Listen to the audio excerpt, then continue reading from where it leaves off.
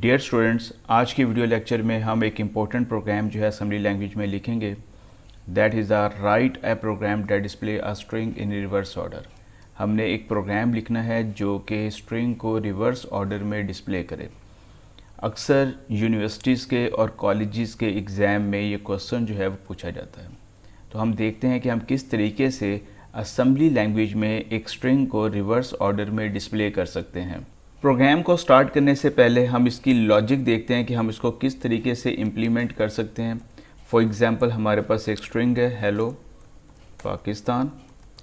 इसको इम्प्लीमेंट करने के हमारे पास बहुत सारे मेथड हो सकते हैं कि हम लास्ट इंडेक्स में आएँ और वहाँ से हम लोग क्या करें, अपनी स्ट्रिंग को वन बाय वन उसके करैक्टर को जो है वो डिस्प्ले करना स्टार्ट कर दें।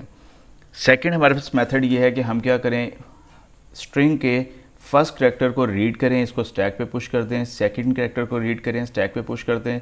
इसका मतलब ये है कि हर एक करैक्टर को वन बाय वन हम स्टैक पे पुश करते जाएं और जब पूरी स्ट्रिंग के करैक्टर्स हमारे स्टैक पे पुश हो जाएं तो फिर उसके बाद हम वन बाय वन उनको पॉप करते जाएं और साथ साथ स्क्रीन के ऊपर डिस्प्ले करते जाएं। तो इस तरीके से हमारी स्ट्रिंग जो होगी वो रिवर्स ऑर्डर में डिस्प्ले हो जाएगी।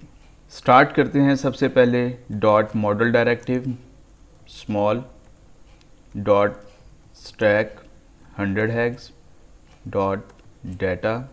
यहाँ पर हम एक स्ट्रिंग डिक्लेयर करते हैं MSG define byte hello Pakistan और इसको टर्मिनेट करते हैं हम डॉलर से। यहाँ पर हम एक स्ट्रिंग लेंथ का वेरिएबल लेते हैं और यहाँ पर EQU डायरेक्टिव को यूज़ करते हुए एक कांस्टेंट वैल्यू जो है वो इस वेरिएबल को असाइन करते हैं। तो उसके लिए हम क्या लिखेंगे, $-MSG इस स्ट्रिंग का नाम, यानी कि ये बेसिकली हमें क्या रिटर्न करेगा, ये इस स्ट्रिंग में मौजूद नंबर ऑफ़ करैक्टर्स जो है वो रिटर्न करेगा।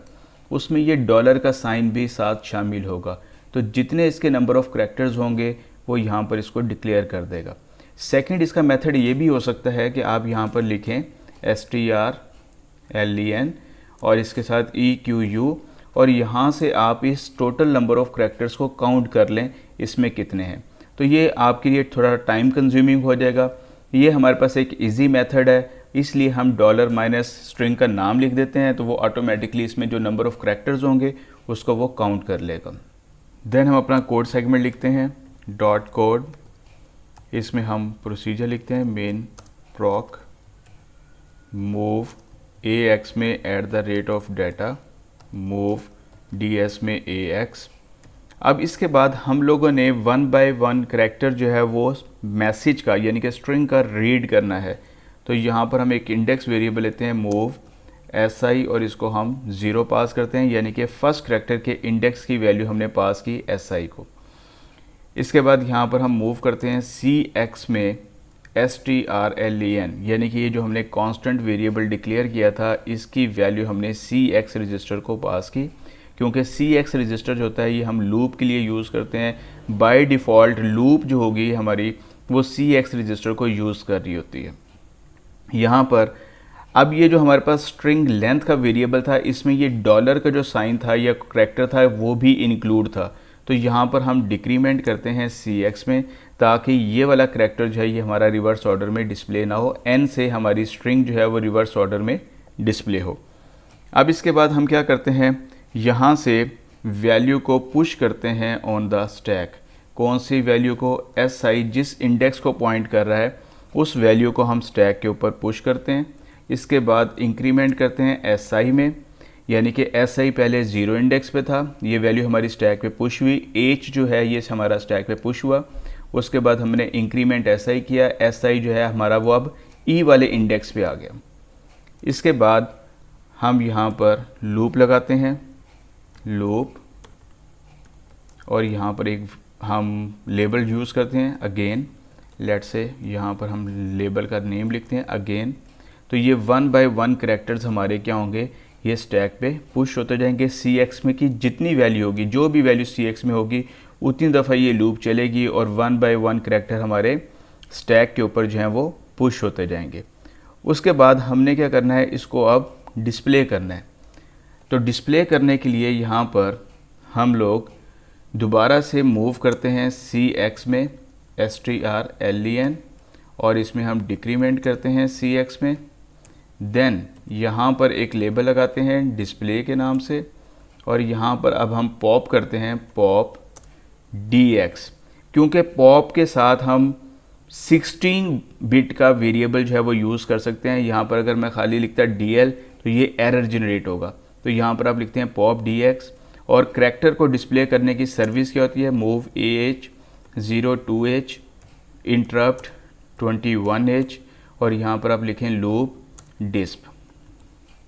एंड देन इसके बाद आप अपने प्रोग्राम को टर्मिनेट करें, मूव AH में 4CH, interrupt 21H, main and P and main. तो यहाँ पर अगर हम इसकी लॉजिक को दोबारा से अंडरस्टैंड करें, सिंपली हम लोगों ने एक स्ट्रिंग ली, उस स्ट्रिंग के अगेंस्ट हम लोगों ने EQU डायरेक्टिव की मदद से एक स्ट्रिंग लेंथ का कांस्टेंट वेरिएबल डिक्लेयर किया। इस स्ट्रिंग लेंथ के वेरिएबल को हमने CX रजिस्टर में मूव किया, ताकि हमारी लूप जो है जो CX में वैल्यू हो उतनी दफ़ा ये लूप हमारी चलती रहे, और 1 बाय 1 करैक्टर जो है वो हमारा स्टैक के ऊपर पुश होता जाए। जब सारे करैक्टर हमारे स्टैक पे पुश हो जाएंगे, जब लूप ये टर्मिनेट होगी, दोबारा से हमने CX में STR लेंथ की वैल्यू को पास किया, डिक्रीमेंट CX किया, क्योंकि इसमें डॉलर भी इंक्लूड था, तो डॉलर को एक्सक्लूड करने के लिए हमने इसमें डिक्रीमेंट किया। पॉप DX, जो स्टैक पे लास्ट करैक्टर पुश हुआ होगा उसको हम पॉप करेंगे, और उस करैक्टर को हम मूव AH 02H सर्विस की मदद से डिस्प्ले करते हैं। एंड देन लूप लगाई, ताकि 1 बाय 1 करैक्टर हमारे जो हैं वो स्टैक में से पॉप होते जाएं और स्क्रीन के ऊपर डिस्प्ले होते जाएं। इसको इमुलेट करते हैं हम लोग, देन रन करते हैं। तो यहाँ पर अगर आप देखें तो हमारे पास आउटपुट जो है हमारी वो रिवर्स ऑर्डर में डिस्प्ले होगी। जो भी हमने स्ट्रिंग ली उस स्ट्रिंग को उसने रिवर्स ऑर्डर में डिस्प्ले कर दिया।